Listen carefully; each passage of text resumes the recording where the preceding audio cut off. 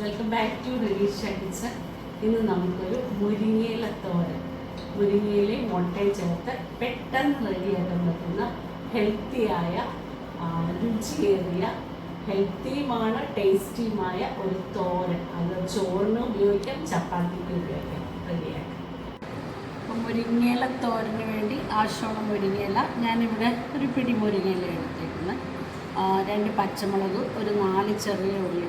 ഈ മുരിങ്ങയില സൂക്ഷിച്ച് വെക്കാനായിട്ട് നമുക്കിപ്പോൾ എല്ലായിടത്തുടെയും കൈ മുരിങ്ങയില വീട്ടിൽ കാണത്തില്ലെങ്കിൽ മുരിങ്ങയില എടുത്ത് കഴിഞ്ഞിട്ട് ആ തണ്ടങ്ങ് ഇങ്ങനെ കണ്ട് മുറിച്ചിട്ട് ഇതുപോലൊരു പാത്രത്തിലിട്ട് അടച്ച് ഒരു പ്ലാസ്റ്റിക് കവറും കൊണ്ട് കെട്ടി വെക്കാമെങ്കിൽ ആ തനിമ നഷ്ടപ്പെടാതെ. ഇപ്പം ഞാനത് 3-4 ദിവസമായി മുരിങ്ങയില, പക്ഷെ ഒരു കുഴപ്പമില്ല, നമുക്കെടുക്കാം.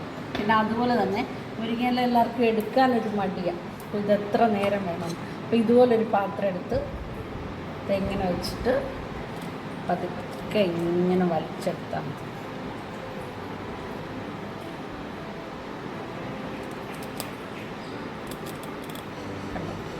അപ്പം മുരിങ്ങയില നമുക്ക് നന്നായിട്ട് എടുക്കാൻ പറ്റും.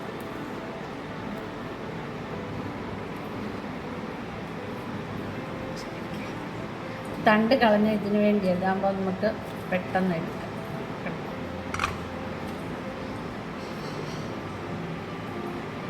പാൻ ചൂടാക്കാം. വെളിച്ചെണ്ണ ഒഴിച്ച് കൊടുത്തിട്ടുണ്ട്. കുറച്ച് വെളിച്ചെണ്ണ മതി. കടുക്, വെളിച്ചെണ്ണ വേണമെന്നുണ്ടെങ്കിൽ കുറച്ചുകൂടെ. നമ്മൾ വെളിച്ചെണ്ണയൊക്കെ എത്രയും കുറയ്ക്കുന്നതായിരിക്കും ഹെൽത്തിന് നല്ലത്. ഇപ്പം കടുക് പൊട്ടിയിട്ടുണ്ട്. ഇനി നമുക്ക് ഈ ഉള്ളിയും മുരിങ്ങയിലും എല്ലാം കൂടെ അങ്ങ് ചേർത്ത് കൊടുത്താൽ മതി.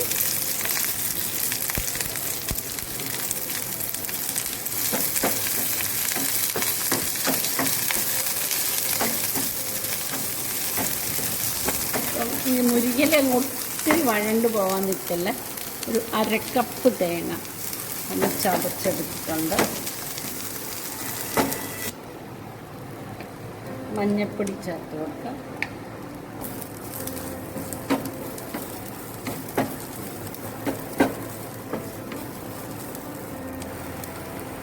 മുട്ട,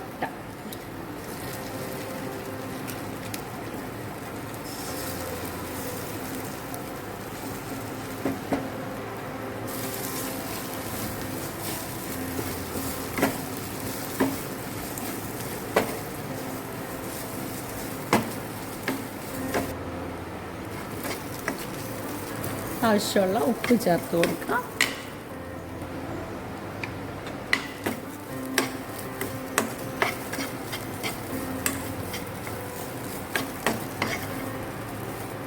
നല്ല ടേസ്റ്റായിട്ടൊരു തോരനാട്ടോ.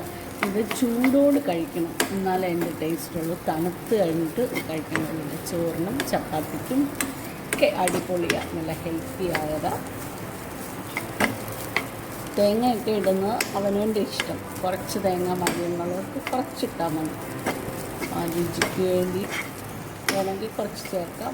ഒരു 1/2 കപ്പിൽ കൂടുതൽ 1/4 കപ്പ് തേങ്ങ ചേർക്കണം, അതാണ് ഏറ്റവും ബെസ്റ്റ്.